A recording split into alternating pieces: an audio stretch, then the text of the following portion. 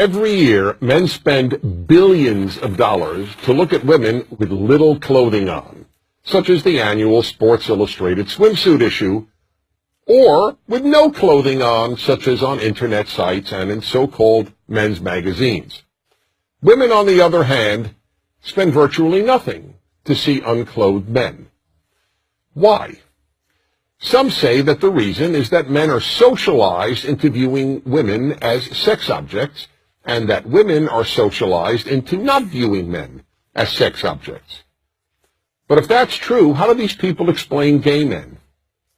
They are as aroused by pictures of naked men as heterosexual men are aroused by pictures of naked women. Obviously, then, it's not socialization. It's that men are programmed by nature, not by society, to respond sexually to the visual. This is an area in which men are so different from women that it's probably impossible, no, not probably, just outright impossible, for a woman to truly understand. Of course women find some men attractive, and of course a woman can have an intense reaction to seeing a very appealing man, but there's still no comparison. The visual alone arouses men. It takes far more to arouse a woman than seeing naked men. If that's all it took, most husbands would walk around the house naked whenever possible, or at least every time they wanted sex. And the average heterosexual man is excited countless times a day simply by seeing women, in person, on billboards, in magazines, on television, and even in his imagination. This is not the case for women. Yes, there are some male strip shows for women, but few women ever go, and the few who do attend them in groups, a girls' night out. And for every one of those shows, there are probably 10,000 female strip shows for males, most of whom attend alone, not as a participant in a guy's night out. Let's be honest, there is no magazine featuring men's legs for women to look at and get aroused by. But there are websites and magazines of women's legs for men. And are women paying to view topless men? Men pay good money to look at topless women. Again, that doesn't mean women never get turned on by merely looking at some men. Of course they do. But it's only some men, on rare occasion a stranger, and more usually a celebrity.